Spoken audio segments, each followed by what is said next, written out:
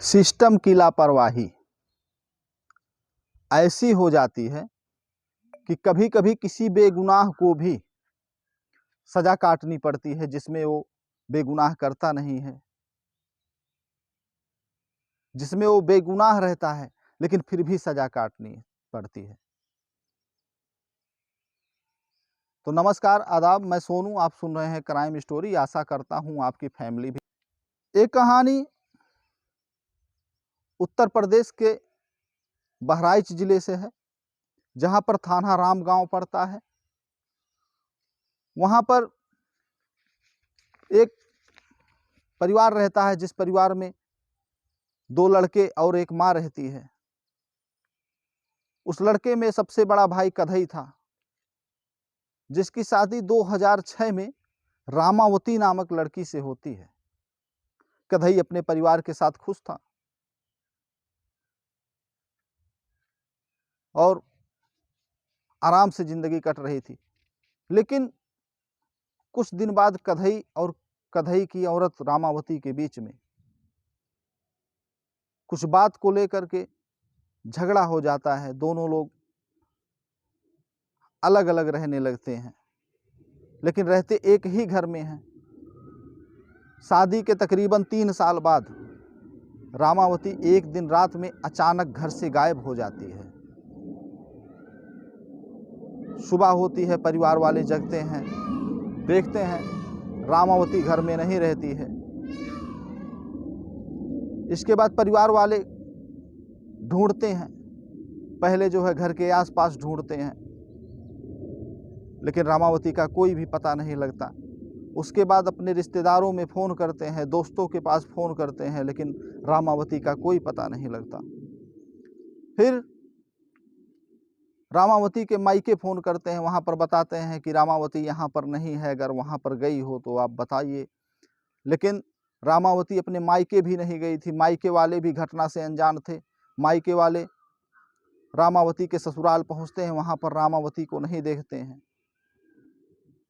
रामावती ने कभी फ़ोन करके बताया होगा कि यहाँ पर मुझको कुछ प्रताड़ना मिलती है, जिससे रामावती के मायके वाले ये समझ बैठे कि हो सकता हो ससुराल वाले रामावती का कत्ल कर दिए हों। इस वजह से रामावती के मायके वाले जाकर के पुलिस को तहरीर देते हैं। पुलिस आती है, जांच करती है, लेकिन कोई सबूत नहीं मिलता। बिना सबूत के भी कधई और कधई का भाई, कधई की माँ को गिरफ्तार कर लिया जाता है, जेल में डाल दिया जाता है। कधई का भाई जो कि जेल से 4 महीने पे रिहा हो जाता है, कधई की माँ जेल से 6 महीने पर रिहा हो जाती है। लेकिन कधई को 10 साल की सजा, जो गुनाह कधई ने किए नहीं थे, उसी गुनाह में कधई को 10 साल की सजा और 17,000 रुपया जुर्माना लगा दिया जाता है। परिवार की माली हालत ठीक भी नहीं थी, क्योंकि कधई ही कमाने वाला व्यक्ति था जो कि जेल में बंद था। कुछ दिन बीतते हैं, कधई की माँ और कधई के भाई दोनों लोग हाई कोर्ट में याचिका डालते हैं। हाई कोर्ट में सुनवाई होती है, जहां पर रामावती का कत्ल का कोई भी सबूत नहीं मिलता है। इसके बाद हाई कोर्ट से कधई को छोड़ दिया जाता है, कधई को जमानत दे दी जाती है। कधई आकर अपने घर रहने लगता है। लेकिन कधई अपनी औरत मालती को ढूंढता है कि मालती गई कहाँ, क्योंकि ना तो लाश बरामद हुई थी, ना तो कोई सबूत मिला था। उसके बाद भी रहस्यमयी तरीके से गायब हो गई थी। कुछ दिन ऐसे ही बीतते हैं। अगस्त 2022 में कधई को कहीं से पता लगता है कि उसकी औरत को उसके बहन और बहनोई के घर देखा गया। कधई की आंखों में आंसू आ जाते हैं, क्योंकि जिस के कत्ल के जुर्म में कधई 10 साल की सजा और 17,000 रुपया जुर्माना देता है, पूरा परिवार तबाह हो जाता है। वो 13 साल बाद जिंदा सुनाई देती है। कन्हई को एक बार विश्वास नहीं होता।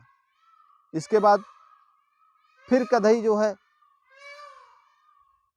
कुछ दिन बीत जाते हैं। कन्हई के कुछ गांव वाले उस गांव में गए थे जहां पर कन्हई की औरत मालती रहती है। वहां पर गांव वाले देखते हैं, गांव वाले पहचानते हैं। गांव वालों ने उसको पकड़ लिया कि तुम यहाँ पर हो, और कन्हई जेल में बंद हो गया था तुम्हारे कत्ल के जुर्म में। कन्हई के पास फिर फोन किया जाता है। कन्हई जो है यहाँ से पुलिस को लेकर के मालती की बहन और बहनोई के घर जाता है। वहां पर मालती को देखता है तो कन्हई के आंखों से आंसू छलक पड़ते हैं, क्योंकि उसी के कत्ल के जुर्म में वो 10 साल की सजा पा चुका था। माली हालत ठीक नहीं थी, उसके बाद भी 17,000 रुपया जुर्माना देना पड़ा था। पुलिस वहां से रामावती को गिरफ्तार करती है, उसके बाद उसको जेल भेज देती है। लेकिन कहीं ना कहीं ये सिस्टम की ही लापरवाही है। अगर सही तरीके से जांच हुआ होता, सही तरीके से पड़ताल हुआ होता, तो कन्हई की 10 साल की जिंदगी बर्बाद नहीं जाती। भले ही 1 ही साल उसने जेल काटा हो, लेकिन जेल उसको 10 साल की हुई थी। 17,000 रुपया जुर्माना भी देना पड़ा था। तो इस प्रकार से घटनाएं आम हो गई हैं, क्योंकि सिस्टम कहीं ना कहीं लापरवाह हो गया है। तो फिर मिलते हैं इसी तरीके की और भी कहानी के साथ अगले एपिसोड में। तब तक के लिए नमस्कार।